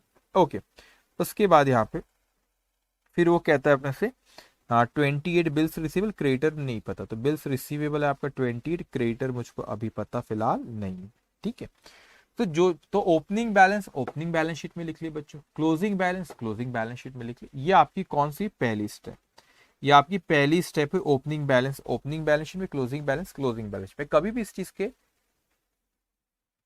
मतलब ये मैं सजेस्ट नहीं करता कि कोई कभी भी फॉर्मेट तरीके मतलब ऐसे कोई चीज को रटो नहीं, ये हमेशा कंसेप्ट से ही जाना, लेकिन प्रोसेस इसलिए बताया जा रही कि कोई चीज मिस ना हो जाए सॉल्व करते वक्त। जनरली इसमें ऐसी लेंथी क्वेश्चंस होते तो कई बार मिस हो जाता है, तो आंसर फिर आते नहीं। तो प्रोसीजर करो तो गलती होने के चांसेस बहुत कम रहते हैं।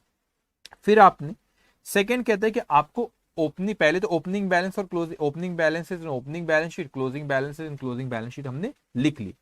अब उसके बाद सेकंड है कि जो इसके भी आपको अकाउंट ये बैलेंसेस दिए, ओपनिंग और क्लोजिंग बैलेंसेस जिसके भी आपको क्वेश्चन में दिए हुए, सो रेलेवेंट वर्किंग नोट में जाओ और वहां पे ओपनिंग, रेलेवेंट वर्किंग नोट में जाओ और वहां पर ये ओपनिंग और क्लोजिंग बैलेंसेस लिखते जाओ। अब समझेंगे तो यहाँ पे मतलब क्या करे, step number 2 relevant working note में जाओ। तो रेलेवेंट मतलब यहाँ पे पहले बिल्डिंग का ओपनिंग 3,20,000, क्लोजिंग 3,60,000। सो बिल्डिंग में गए यहाँ पे और ओपनिंग लिखे 3,20,000 और क्लोजिंग लिखे 3,60,000। उसके बाद यहाँ पे फर्नीचर ओपनिंग 60, क्लोजिंग 68। तो फर्नीचर यहाँ पे ओपनिंग 60, क्लोजिंग 68। उसके बाद यहाँ पे मोटर कार ओपनिंग 80, क्लोजिंग 80। अब इसका वर्किंग नोट नहीं बनाया क्योंकि ओपनिंग और क्लोजिंग क्या है, सेम, तो इसलिए यहाँ पे इसका वर्किंग नोट नहीं। अब स्टॉक में यहाँ पे कोई इसका स्टॉक का अकाउंट नहीं होता, ठीक है। तो यह ओपनिंग अपने को स्टॉक अभी पता नहीं, जब भी पता चलेगा तो ट्रेडिंग अकाउंट के डेबिट साइड में मैं यहाँ पे वो स्टॉक लिखूंगा, अभी फिलहाल मेरे को पता नहीं है। उसके बाद यहाँ पर फिर आपको क्लोजिंग स्टॉक है 40,000, तो आप ट्रेडिंग अकाउंट के क्रेडिट में आपने 40,000 लिख ली। फिर यहाँ पे बच्चों इसके बाद बिल्स पेबल ओपनिंग 28, क्लोजिंग 60। तो बिल्स पेबल क्या, लाइबिलिटी, उसके क्रेडिट बैलेंस होते हैं 28,000 और 16,000। सो ओपनिंग आपने यहाँ पे लिखी 28,000 और क्लोजिंग कितना लिखे आपने 16,000। लाइबिलिटी के कौन से बैलेंस होते, क्रेडिट बैलेंस होते हैं। उसके बाद यहाँ पे बच्चों कैश एंड बैंक का ओपनिंग 1,80,000 और क्लोजिंग है 1,04,000। सो कैश और बैंक का ओपनिंग है आपका, कैश किधर गया, कैश और बैंक, हाँ कैश और बैंक का ओपनिंग 1,80,000 और क्लोजिंग है आपका 1,04,000। उसके बाद क्वेश्चन में अपने को दिए डेटर्स का ओपनिंग है 1,60,000 और क्लोजिंग हमको पता नहीं। सो डेटर्स जो आपने वर्किंग नोट बनाए उसमें ओपनिंग लिखो उसका वहां पे 1,60,000 और क्लोजिंग अभी फिलहाल अपने को पता नहीं है, ठीक है। तो वो डेटर्स क्लोजिंग बैलेंस लिख के ब्लैंक लिख देते वहां पे। उसके बाद यहाँ पे ओपनिंग यहाँ पर देखो तो रिसीवेबल 32, क्लोजिंग 28, क्रेडिटर फिर 1,20,000 क्लोजिंग पता नहीं 32, 28। ओके, तो ये bills receivable 32 opening asset debit balance closing 28, creditor opening 1,20,000 अभी क्लोजिंग मुझको पता नहीं है। एक्सपेंस कौन सी वर्किंग यूनिट है 9th, उसके बारे में बात करेंगे आगे इन्फॉर्मेशन। तो सबसे पहले अपन ने क्या करे बच्चों, opening balances in opening balance sheet, फिर closing balances in closing balance sheet, फिर रेलेवेंट वर्किंग नोट में जाके ओपनिंग और क्लोजिंग बैलेंसेस लिख दी। अब उसके बाद यहाँ पे ट्रांजेक्शन रीड करेंगे। अब कैश ट्रांजेक्शन है तो sale of old paper and miscellaneous income 20,000, क्या एंट्री पास होगी, कैश अकाउंट डेबिटेड टू वो इनकम अकाउंट। तो कैश में अब ट्रांजेक्शन, अच्छा ये आपने पहली step opening balance in opening balance sheet और closing balance closing balance sheet. फिर उसके बाद बच्चों रेलेवेंट वर्किंग नोट में जो ओपनिंग और क्लोजिंग बैलेंस लिखो कर ले। तीसरा आपका ये होता है कि ट्रांजेक्शन दिए हुए ये ट्रांजेक्शन को पढ़ो और उस पर एंट्री पास करो और पोस्टिंग करते जाओ, रेलेवेंट जगह पे लिखते जाओ। तो यहाँ पे मैंने कहा पहला आपने यहाँ पे 20,000 का वो ओल्ड पेपर्स कोई बेचे और कोई मिसलेनियस इनकम है, तो एंट्री पास होगी cash account debited to miscellaneous income account. तो कैश अकाउंट जो आपने बनाए वहां पे आपने ये 20,000 से डेबिट करे, मिसलेनियस इनकम है कहाँ पे जाएंगी, पीएनएल के क्रेडिट में। तो मिसलेनियस इनकम आपकी पीएनएल में आ गई 20,000। उसके बाद यहाँ पे क्वेश्चन में हमसे कहता है miscellaneous trade expense including salary. अब कोई आपने एक्सपेंसेस पे करे सैलरी के साथ 80,000 रुपए। अब मेरी बातों को बहुत ध्यान से सुनो, इस क्वेश्चन में अगर देखा जाए तो यहां पर आपको कोई आउटस्टैंडिंग सैलरी दी हुई है, जिसको अपन अभी रीड करेंगे थोड़ी देर बाद। आउटस्टैंडिंग सैलरी दी हुई अपने को क्वेश्चन। जब भी कोई आउटस्टैंडिंग एक्सपेंस हो, कोई भी चीज आउटस्टैंडिंग है जिसका हिसाब किताब बचा हुआ है, तो आप लॉजिक समझना। मैं कहता हूं कि यहाँ पे 80,000 जो मेरे को एक्सपेंसेस है, अगर कुछ आउटस्टैंडिंग नहीं रहता, मैंने कहा 80,000 एक्सपेंस है, तो ये 80,000 एक्सपेंस है, तो मैं इसको डायरेक्ट P&L अकाउंट में लेकर चले जाता, मैं एंट्री पास करता। मैं इसको लॉजिक भी बताता हूँ, रेगुलर बैच में बहुत डिटेल में होता है, रिवीजन है, तो मैं थोड़ा सा जल्दी जल्दी कह रहा हूँ कि आपका जो 80,000 रुपीज है ट्रेड एक्सपेंस, मैं एंट्री पास करता हूँ expense account debited to cash account. Imagine करो एक्सपेंस अकाउंट, अगर कुछ भी ओपनिंग और क्लोजिंग आउटस्टैंडिंग नहीं है, तो जो आपने डेबिट करे एक्सपेंस अकाउंट को, वही डेबिट बैलेंस है, that will transfer to P&L, then entry will be P&L account debited to expense account. तो जब मेरा कोई आउटस्टैंडिंग नहीं है, अगर कोई एक्सपेंसेस आउटस्टैंडिंग नहीं है, तो जितना भी पे करा उतना ही अक्रू हुआ है, there is no opening and closing outstanding. तो इन दैट केस जितने से अक्रू हुआ है, जितने से अक्रू हुआ उतना ही पे करे, that will directly will write down in P&L account. लेकिन अगर आप यहां से कनेक्ट करते हो, तो वो कहते हैं कि आपने एक्सपेंस 80,000 के पे करे, लेकिन कुछ आउटस्टैंडिंग, जो पॉइंट नंबर 5 में नीचे लिखा हुआ, कुछ आउटस्टैंडिंग एक्सपेंसेस है। इसका मतलब जो आपने पे करे वो इस साल का नहीं है। आपने बोले मतलब, क्योंकि कुछ आउटस्टैंडिंग है, ओपनिंग और क्लोजिंग, तो हो सकता है जो पे करे इसमें कुछ पिछले साल का, हो सकता है इस साल का आपने कुछ नहीं पे करे वो। तो भाई आप कैसे पता लगाओ, इसीलिए सबसे बेहतर होता है अकाउंट बनाओ। इसीलिए यहाँ पे एक एक्सपेंस अकाउंट उन्होंने ऐड करे वर्किंग नोट नंबर 9, क्योंकि ओपनिंग और क्लोजिंग आउटस्टैंडिंग ऊपर नहीं दिया उसने, अपने यहाँ पर नहीं दिया उसने, कहां पर दिया, नीचे यहाँ पे लिखा हुआ है, ठीक है। सो यहाँ पे एक expense account debited to cash account, expense account में जाएंगे, एक्सपेंस अकाउंट में जाएंगे, यहाँ पे 80,000 से डेबिट करे, 80,000 रुपीज से क्या करे, डेबिट करे, और कैश अकाउंट को 80,000 रुपीज से क्या करे, यहाँ पे क्रेडिट करे। फिर क्वेश्चन में आगे कहते हैं, वो जो पॉइंट नंबर 5 आउटस्टैंडिंग सब दिया, बाद में जब आएंगे, जब हम डिस्कस करेंगे। Collection from debtors, entry pass कर, cash account debited to debtors account. तो कैश को मैं डेबिट करता हूँ कितने अमाउंट से, कैश को मैं डेबिट करता हूँ 2 लाख रुपीज से, और डेटर्स अकाउंट को क्या करेंगे अपन, क्रेडिट करेंगे। डेटर्स भैया कहाँ गए, डेटर्स किधर गए, नीचे, अच्छा, डेटर्स को आपने क्रेडिट करे 2 लाख रुपीज से। उसके बाद क्वेश्चन में अपने से कहता है वो यहाँ पे कैश परचेज, तो purchase account debited to cash account, तो परचेज आपका ट्रेडिंग के डेबिट में चले जाएगा 48,000, और कैश अकाउंट को क्रेडिट करेंगे आप 48,000 से। फिर क्वेश्चन में आपने से कहता है आगे कि payment to creditors, creditors account debited to cash account, तो क्रेडिटर अकाउंट को डेबिट करेंगे, क्रेडिटर अकाउंट को क्या करेंगे, यहाँ पे डेबिट करेंगे क्रेडिटर्स अकाउंट को। तो creditor account debit to cash account, cash account को आप क्रेडिट करेंगे 1,84,000। फिर वहां पे कैश सेल्स दिया है, क्या एंट्री पास होंगे इसकी, cash account debited to sales account. तो सेल्स ट्रेडिंग के क्रेडिट में आप लिख दोगे कैश सेल 80,000, और कैश अकाउंट को यहाँ पे डेबिट करेंगे कितने से, 80,000 से। अब आगे जो जैसे जैसे इन्फॉर्मेशन अपने को दी उसको पढ़ते जाएंगे, डबल एंट्री पास करना आना चाहिए, और उसकी पोस्टिंग करते जाना अपने को। अब यहाँ पे आगे कहते हैं अपने से पहला point, bills receivable drawn during the year amounted to ₹20,000, 20,000 रुपए का बिल ड्रॉ कर, एंट्री पास करो, अरे करो entry pass. Bills receivable account debit to debtors account, तो जाएंगे बिल्स रिसीवेबल अकाउंट में, और उसके बाद बिल्स पेबल एक्सेप्ट करे 16 का। तो पहले bills receivable account debit to debtors account, तो बिल्स रिसीवेबल को आप यहाँ पे डेबिट करेंगे 20,000 रुपीज से, और डेटर्स को क्या करेंगे आप यहाँ पे क्रेडिट करें आपने 20,000 रुपीज से। किधर के डेटर्स, ये। उसके बाद बिल एक्सेप्ट करे आपने कोई, कितने अमाउंट का था, आई थिंक 16,000 का था, तो बिल्स नहीं, हाँ 16,000 के, ओके 16,000 का बिल एक्सेप्ट कर, तो क्या एंट्री पास है, creditors account debit to bills payable, bills payable को क्रेडिट करे 16,000 रुपए, और यहाँ पे क्रेडिटर को आपने डेबिट करे 16,000 रुपीज से।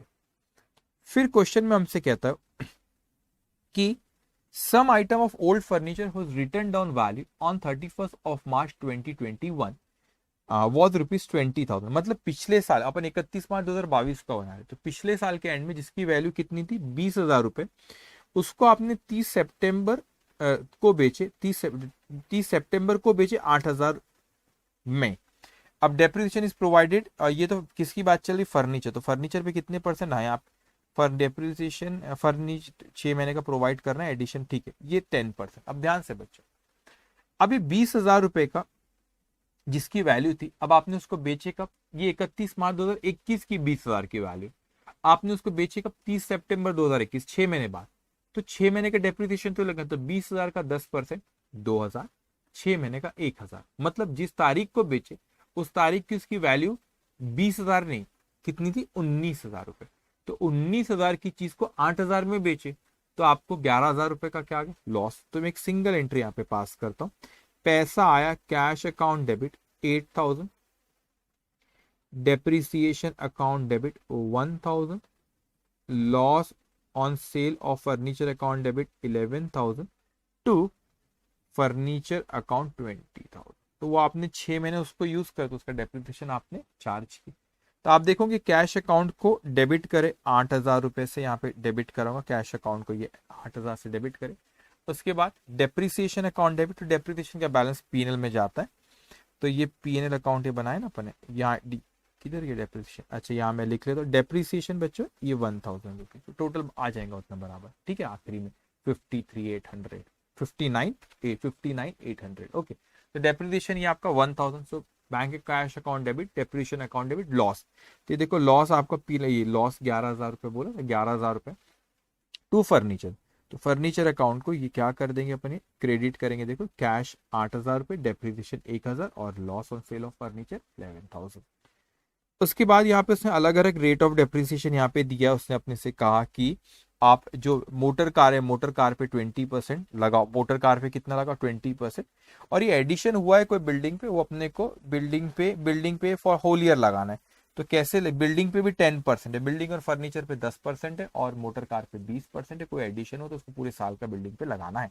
तो एडिशन कितनी से कैसे पता चलेगा, बैलेंसिंग फिगर आगे आएंगे जब अपन बात करेंगे, ओके। अब यहाँ पे कहते हैं of the debtors is sum of ₹8,000 should be return of as bad debt. अब बैड डेट हुआ 8,000 का, तो एंट्री bad debts account debit to debtors account. तो बैड डेट आपका पीएनएल में गया 8,000, डेटर्स को आप 8,000 से क्या करेंगे, यहाँ पे क्रेडिट करेंगे। 8,000 से आपने डेटर्स को क्रेडिट करे, कहाँ गया डेटर्स, ये 8,000 से आपने क्या करे, क्रेडिट। अब वो प्रोविजन बनाने बोला उसने, वो प्रोविजन अपन क्लोजिंग बैलेंस पे बनेगा आखिरी में, उस पर भी बात करेंगे, ठीक है। उसके बाद यहाँ पे क्वेश्चन में कहता है अपने से कि मिस्टर शिव कुमार जो 30% जो उनका प्रॉफिट, जो उनका 30% जो उनका ग्रॉस प्रॉफिट है वो टर्नओवर में 30% रहता है। तो वो हेल्प करेंगे अपने को मिसिंग फिगर निकालने, क्योंकि अभी आगे देखेंगे अगर अपने को हर चीज पता चले, closing stock, sales, gross profit, purchase, so opening stock जो नहीं पता that will be balancing figure. इस पॉइंट में कहता है कि आउटस्टैंडिंग सैलरी कितनी, 31 मार्च 2021 को 8,000 रुपए। आउटस्टैंडिंग सैलरी कितनी है आपकी, 8,000 रुपए। और आपकी 31 मार्च 2022 को कितनी है, 10,000। तो आपने जो वर्किंग नोट नंबर 9 बनाया उसमें ये लाइबिलिटी आउटस्टैंडिंग एक्सपेंस है, तो 8,000 ओपनिंग, क्लोजिंग 10,000। लेकिन गड़बड़ नहीं करना, ये 8 और 10,000 बैलेंस शीट में लिखना मत भूलना। 8,000 ओपनिंग बैलेंस शीट में, तो ओपनिंग बैलेंस शीट में आपने जो वर्किंग नोट नंबर 1 बनाए उसमें आपने ये 8,000 रुपए सैलरी आउटस्टैंडिंग लिखे, और एक क्लोजिंग में ये सैलरी आउटस्टैंडिंग 10,000 रुपए लिखे। अब ध्यान से बच्चों, यहाँ पे ये इन्फॉर्मेशन लिखी। उसके बाद उसने कहा है कि आपसे आपका पिछले साल का प्रॉफिट है 40,000 रुपए का। तो आपने जो ओपनिंग बैलेंस शीट बनाया ना, उसमें ओपनिंग बैलेंस शीट आपने यहाँ पे ये देखो, पिछले साल का प्रॉफिट आपका 40,000, इसको लिख लिया, ठीक है। ये 40,000 ये आपका प्रॉफिट हो गया, ध्यान से, ओके। अब क्या हुआ यहाँ पे, अक्यूमुलेटेड प्रॉफिट हुआ, वो आपका प्रॉफिट पिछले साल था, पीएल का उसका बैलेंस कितना था आपका 40,000 था, ठीक है। अब ध्यान से सुनिए, अब वो कहते हैं अपने से यहाँ पे एक सेकेंड, ओके।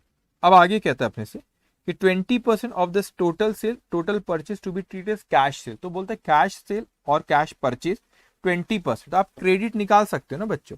ये 48,000 अगर 20 है तो 80 कितना, वो आता है 1,92,000। कैसे निकाला, 48,000 अगर 20 है तो 80 कितना, वो आ गया क्रेडिट परचेज आपका।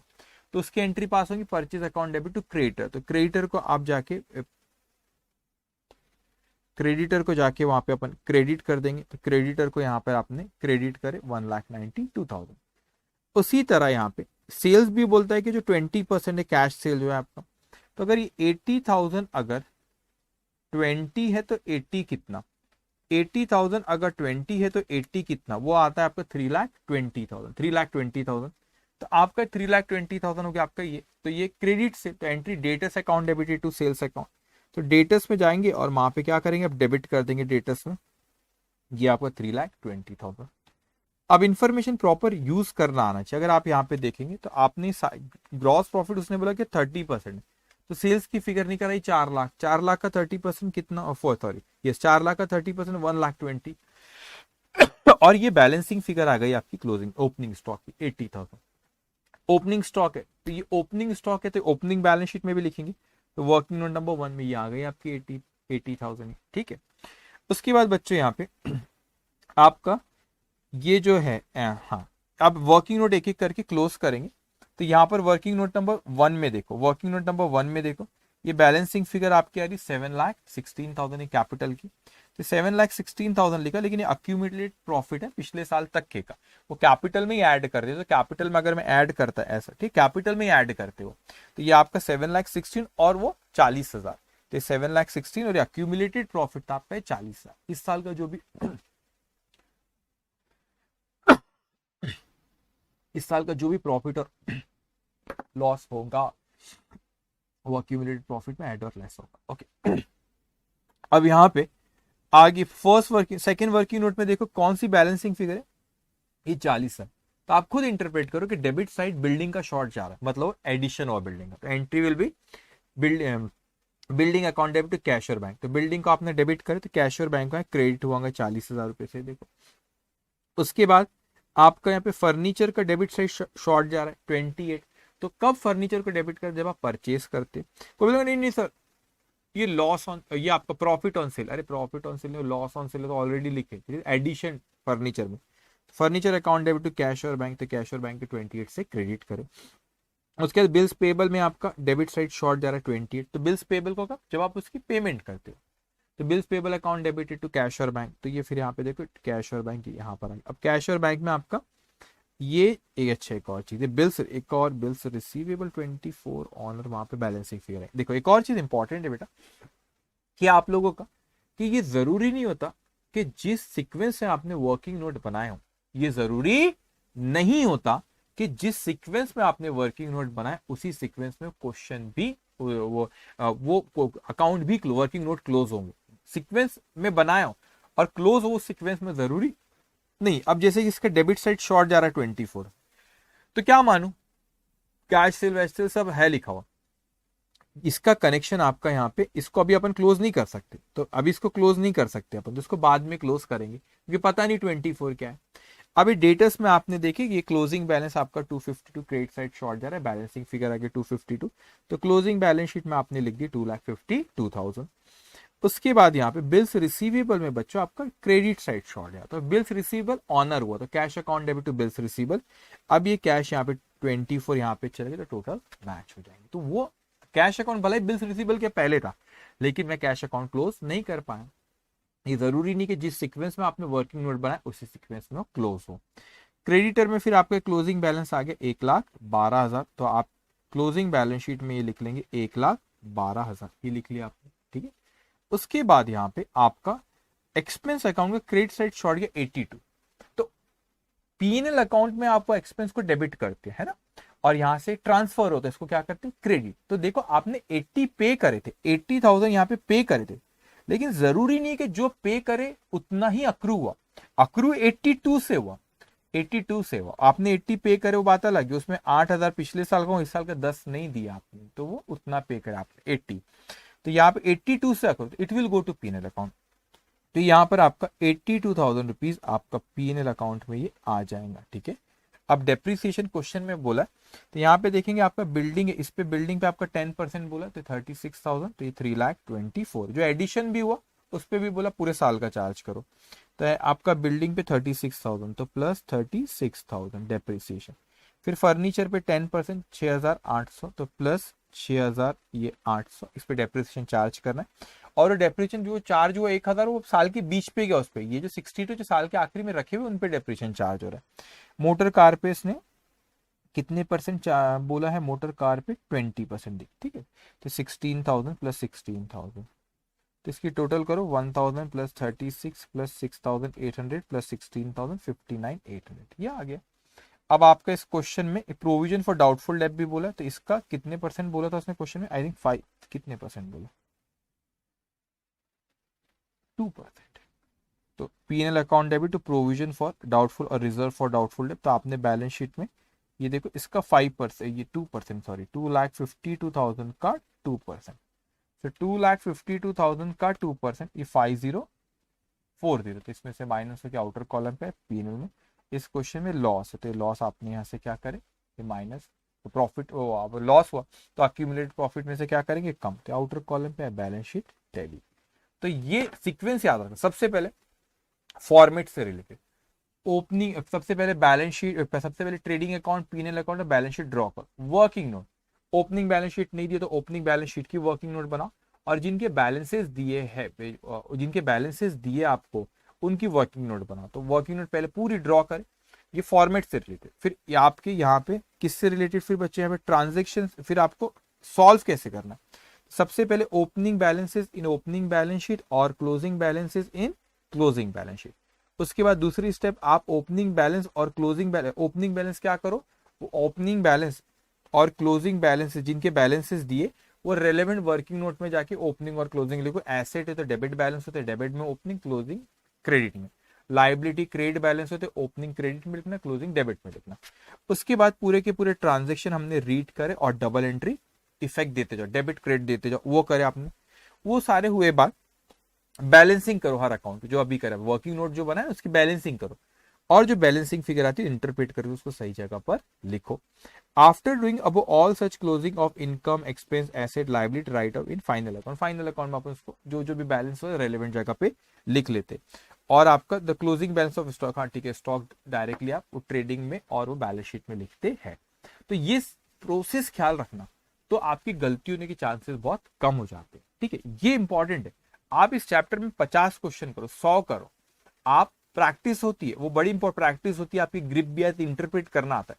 लेकिन इंटरप्रिटेशन स्किल होना कि ये डेबिट शॉर्ट गया तो क्यों हुआ, क्रेडिट गया तो क्यों हुआ, वो आपको आना चाहिए। जैसे अभी अपन ने क्वेश्चन सॉल्व करे यहाँ पे, तो इसमें इतने सारे बैलेंसिंग फिगर आए, तो भाई यहाँ पे बिल्डिंग हो गया, बिल्स पेबल का आपने देखे डेबिट साइड शॉर्ट गया तो क्यों, जब अपन पेमेंट करते इसलिए होगा, तो बिल्स पे जैसे bills payable account debit to cash. फिर यहाँ पे आपका बिल्स रिसीवेबल का क्रेडिट साइड शॉर्ट गया, मतलब कलेक्शन होगा, बिल्स रिसीवेबल जो ऑनर्ड हुआ वो होगा। तो आपको ये इंटरप्रिटेशन करना आना चाहिए। ओके, सो इस पे और एक हम लोग कोई क्वेश्चन देखते, क्वेश्चन नंबर 4। अब इसलिए मैं क्वेश्चन नंबर 4 अलग से ले रहा हूं क्योंकि अब ऐसा क्वेश्चन हमने एक करे जिसमें आपको ओपनिंग बैलेंस शीट की working note, opening balance sheet नहीं दी हुई थी, तो वर्किंग नोट में ओपनिंग बैलेंस शीट बनाए। अब ये ऐसा क्वेश्चन है जिसमें आपको ओपनिंग बैलेंस शीट दी हुई है, तो क्या अपने को वर्किंग नोट में ओपनिंग बैलेंस शीट बनाने की जरूरत रहेगी कि नहीं, तो फिर वर्किंग नोट में ओपनिंग बैलेंस शीट की बनाने की जरूरत नहीं रहेगी। ठीक है, अब ध्यान से हम देखते हैं। यू आर गिवन, क्या दिया हुआ है हमको, यू आर गिवन ए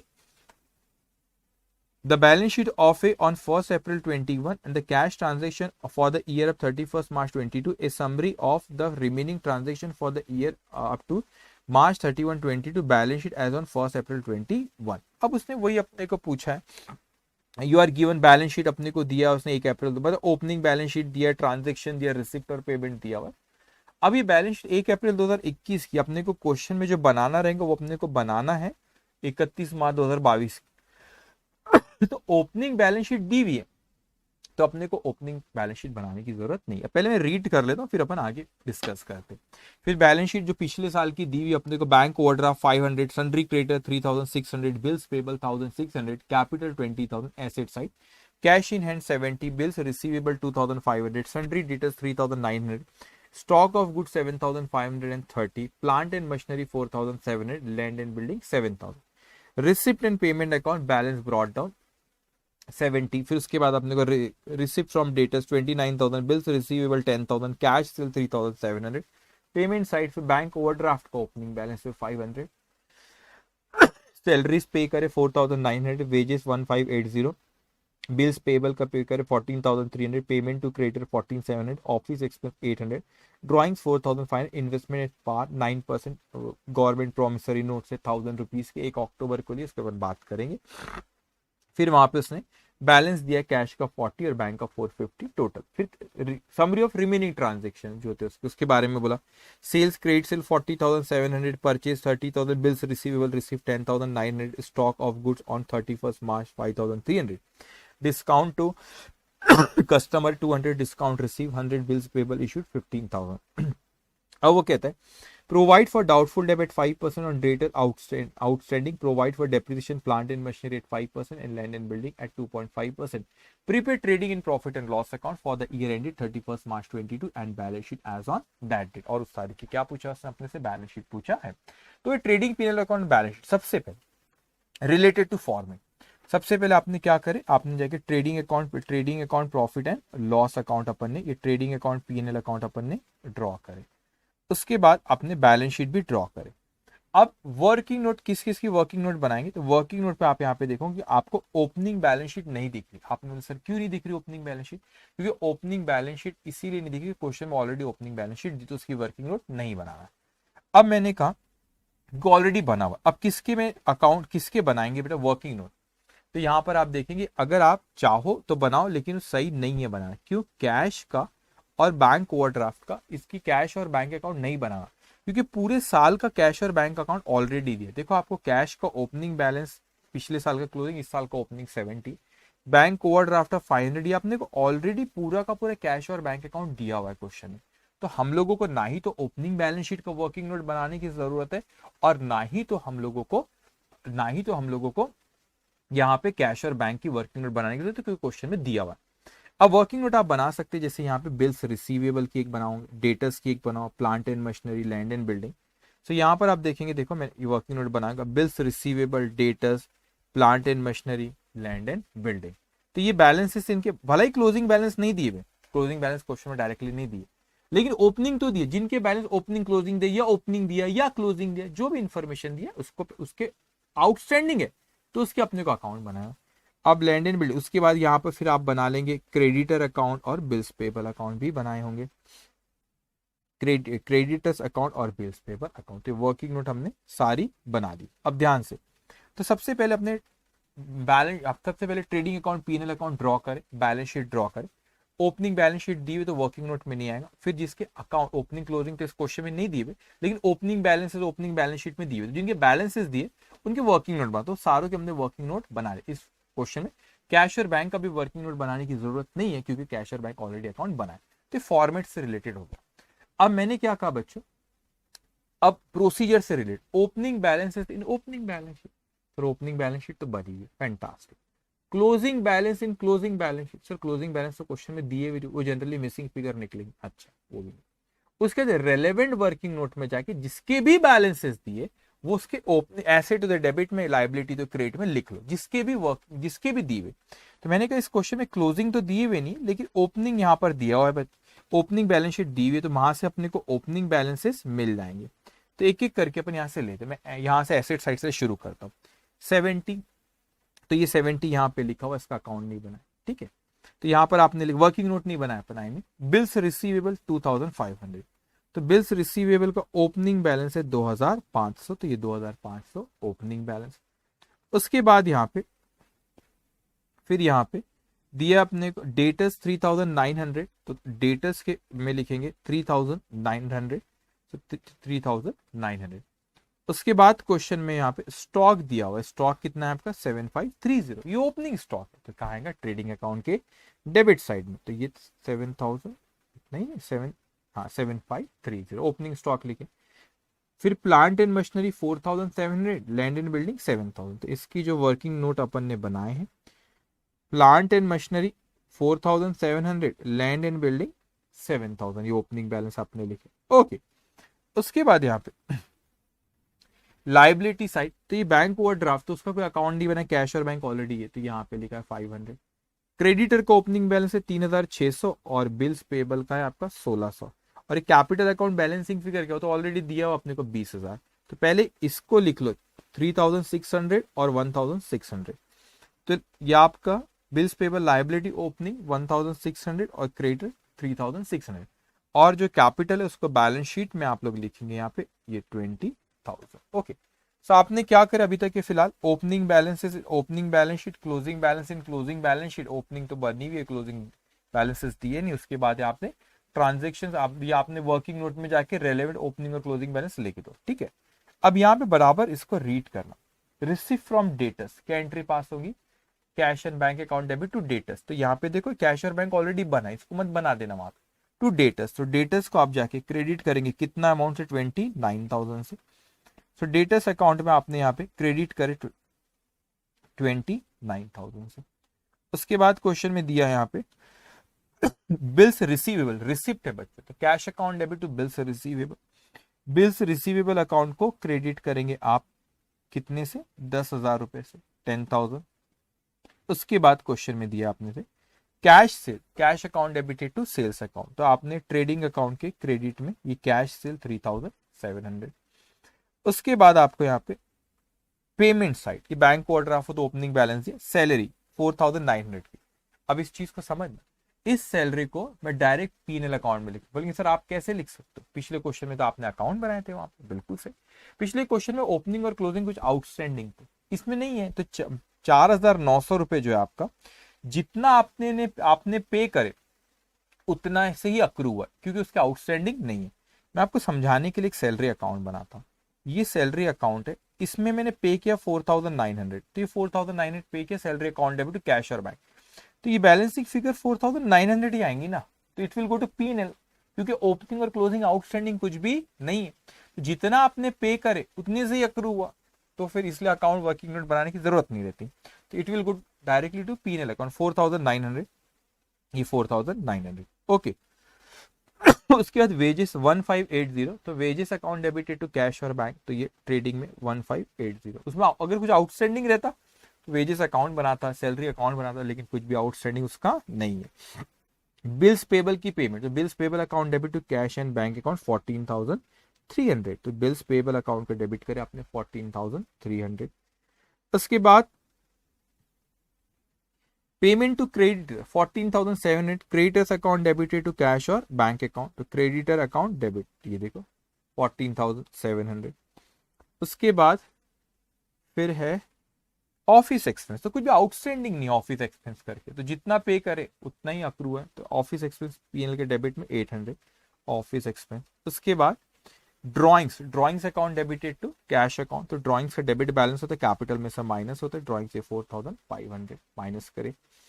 फिर उसके बाद ये investment account debit to cash और बैंक 1000, तो इन्वेस्टमेंट आपका एसेट में आ जाएंगे 1000, लेकिन एक चीज ख्याल रखना, ये आपने कब परचेज करी इन्वेस्ट, 1 अक्टूबर 2021 को, 1000 रुपए का इन्वेस्टमेंट 9%, 1 अक्टूबर खरीदे मतलब 6 महीने का इंटरेस्ट मिलेगा, उसमें 9% बोला है ना उसने, तो 1000 का 9%, 90 मल्टीप्लाई 45 आएगा।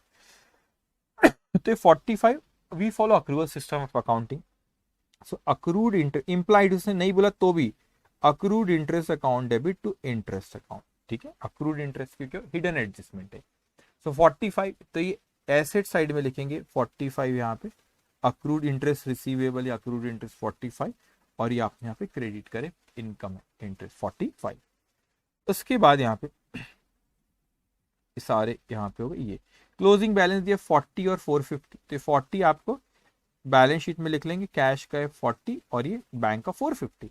अब इस चीज को समझना, देखो बैंक का साल के आखिरी में आते आते डेबिट बैलेंस हो गया, मगर साल की शुरुआत में बैंक ओवरड्राफ्ट था, तो कोई ऐसा मतलब अरे सर ये तो मैजिक हो गया, ओपनिंग में क्रेडिट में बैंक का, क्लोजिंग में क्रेडिट, अरे भाई साहब ओपनिंग लाइबिलिटी थी, बैंक ओवरड्राफ्ट था, साल के एंड में आए तक हमने पैसे जमा करा दिए 450, बल्कि हमारा डला ज्यादा डला हुआ है ना, तो 450 जो आपने करे मतलब जीरो से ऊपर 450 आई मीन टू से, तो 450 था हमारा पैसा डिपॉजिट है, जमा करा हुआ है, तो वो हमारे लिए एसेट हो गया, तो इसलिए क्लोजिंग बैलेंस वहां पे लिखा हुआ है, ठीक है। ऐसे अगर यहाँ पे लिखा रहता कहीं बैंक ओवरड्राफ्ट, तो मैं यहाँ पे लाइबिलिटी साइड में उसको बताता, यहाँ पे एसेट साइड में इसलिए क्योंकि वो डेबिट बैलेंस है ईयर एंड उसका 450। ओके, अब दूसरे ट्रांजेक्शन दिए उसने, क्रेडिट सेल्स क्या एंट्री पास होगी, debtors account debited to sales account, तो डेटर्स को डेबिट करे 40,700, सेल्स को क्रेडिट करे, टोटल सेल्स बाहर।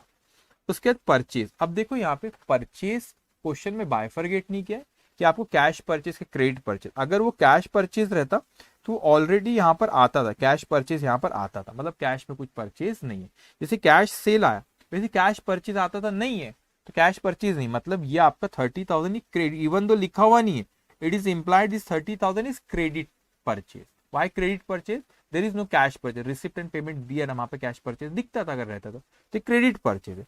तो purchase account debit to creditor account, तो परचेज को आपने डेबिट करे, ट्रेडिंग में डेबिट, क्रेडिटर को आपने 30,000 रुपीज से क्या करे बच्चों, किधर क्या क्रेडिट करे 30,000 रुपीज से।